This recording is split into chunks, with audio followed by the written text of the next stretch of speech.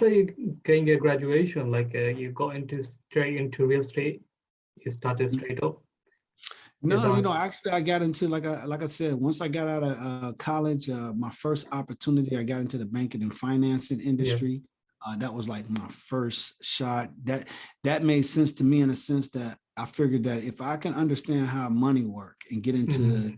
the financing side and seeing how they put together loans and deals for Yeah. other investors and other people buying homes, that would be a good way for me to maybe be able to figure out how I can get into the business. And that was like my first exposure. So what I did is I learned everything I could about the banking side of it. I actually end up working at a company called Ace Mortgage Company, and I ended up becoming within like 8 months becoming the vice president of that company.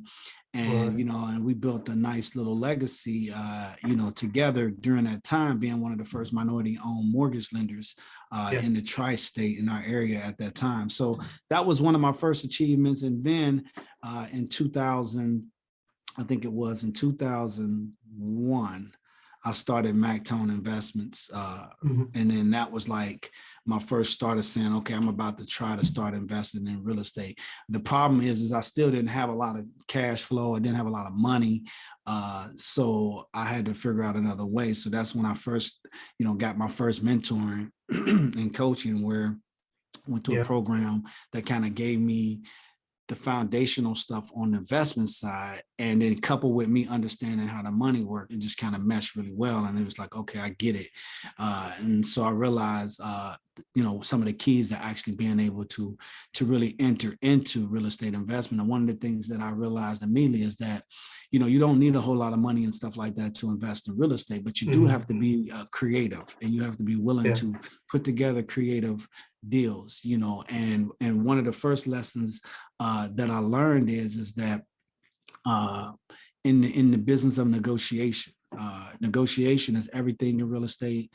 So, for example, if you were selling me your house, I would give you whatever you want for your house as long as you give me my terms. So, if Yeah. you want $1 million for your house, okay, that's fine, but I want you to do it under my terms. So Right. that's usually one of the most powerful things is your terms. Anything can be bought, but the terms are really the most powerful component to it. Because, for example, if you were selling me your house for $1 million, let's say Yeah. that my terms was, okay, I won't give you any money down, you know, Mhm. uh, I want to be able to have these terms, to have this opportunity and option for at least 5 years. Yeah. And I'll take over the initial payment, and I'll only give you XYZ income on top of that per month. Yeah. And then I'll eventually get you out of the deal in 5 years. So for you, you got what you wanted. You're getting $1 Yeah. million for this house, but I got the necessary time that I needed, and I didn't have to come with 20% down on $1 million. So now I Mhm. get to keep that cash flow and my money in my bank account instead of me actually giving you, 200,000, having to put $200,000 down to get your house for $1 million. You didn't get your money immediately, but you Yeah. got exactly what you wanted for the house. Plus, you're getting some income for the next 5 years. So that's also something that you can write off. So it becomes, an advantage to you as well. So It's I a learned the win-win power. for both of them, isn't it? Both parties. Yeah, Yeah. exactly. So you create a win-win situation for both parties. So that's really one of the key lessons in real estate it's not about if you had money, it's about really negotiation and putting together win-win situations, and then finding the right type of like-minded people that can actually provide you with what you're looking for. Yeah. And that's understanding your market, and that gets into other detailed stuff. But that was one of my first lessons, and one of the things that I really understood and took.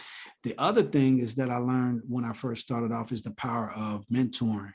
And that was like my first thought of teaching, like, oh, this allowed me to be able to impact and change people's lives, because I realized that that's how you curve the curve. That's how you shorten it Yeah. by getting additional income. And if getting additional help from mentors and coaches.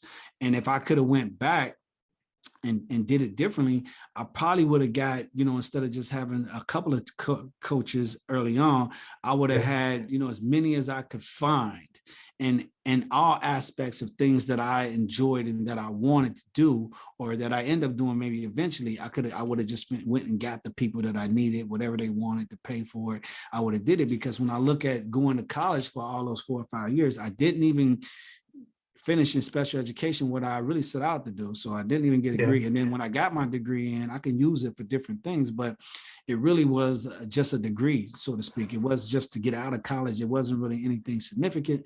So, you look at you spending an average of $20,000 or $30,000 every year for college education. At the end, you're looking at maybe a potential of debt anywhere from over $100,000 to $150,000. Well, if you could take a small portion of that, maybe less than 10% of that, and then go into mentoring programs to learn the skill set of something that you want. So now you're taking $15,000, and it's going to teach you not only how to get that $15,000 back, but immediately you're going to be in the green instead of the red.